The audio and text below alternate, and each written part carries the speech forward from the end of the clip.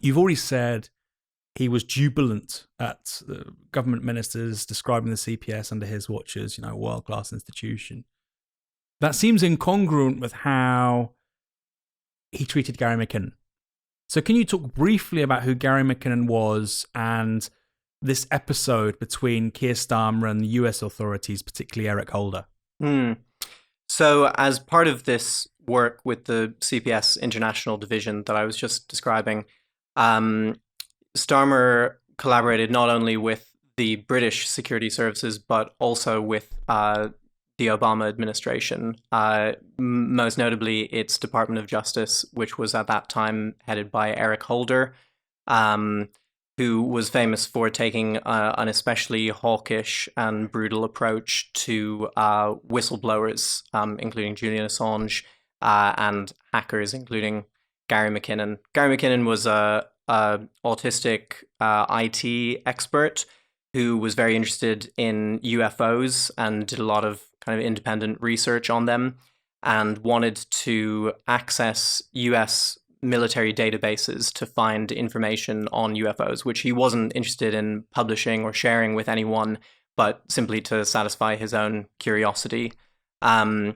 So he gained access to these systems by exploiting their remarkably weak security codes. I think he guessed that the password to one of them would not be changed from the default password and managed to gain access as a result. And when this was discovered, it was a massive embarrassment for the US government in the wake of the 9/11 attacks, and to prove that they were kind of shaping up and, beefing up their national security, they decided to doggedly pursue him with an extradition order.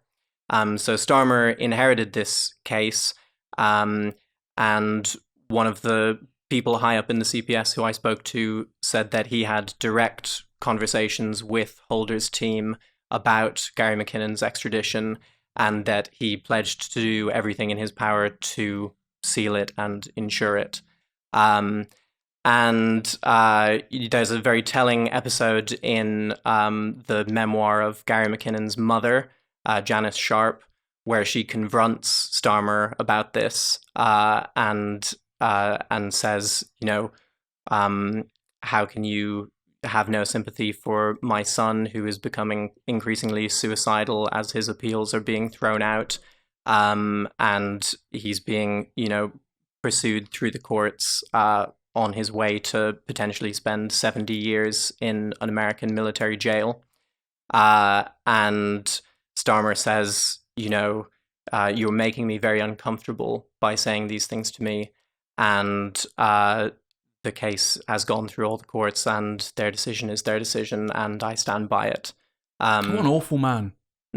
This is somebody with, was it Asperger's, you said? Or who was looking for UFOs, and they're about to basically die in a US prison, and his response is, as one of the most powerful people in the British state, you're making me uncomfortable. Yes, absolutely. And is that typical? And that seems to have almost no self-reflection. Is that a typical response of Starmer in these sorts of situations? Well, I suppose it's the bureaucrat. It's someone who, at various points in his career, has tried to kind of hide his politics behind process, and present these processes as, completely neutral and faceless. And so when he's kind of confronted, by the reality of what he's doing, by this mother who's about to lose her son to the American carceral system, he defaults to that completely kind of blank, neutral position. I'm uncomfortable. Well, this guy's about to spend 70 years in a prison. You think that's comfortable? It's not the life of Riley, is it? And so Gary McKinnon isn't extradited. How does that happen?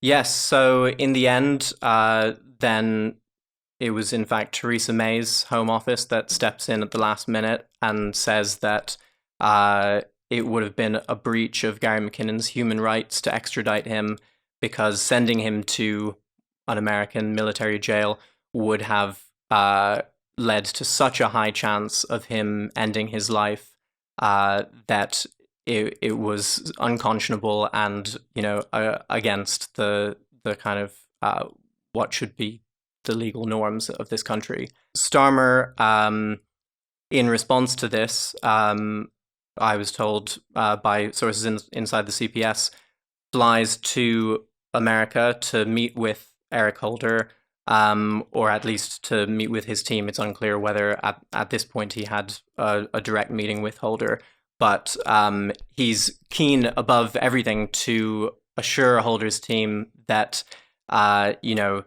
this decision is not going to compromise the collaboration between the CPS and the Department of Justice in future.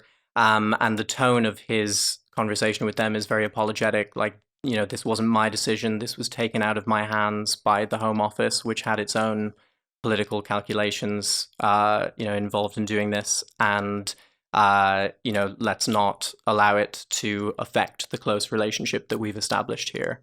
So Theresa May did the right thing. Theresa May was well to the left of Sir Keir Starmer. It's basically yes, absolutely the short of it. Well, on that particular question, yes.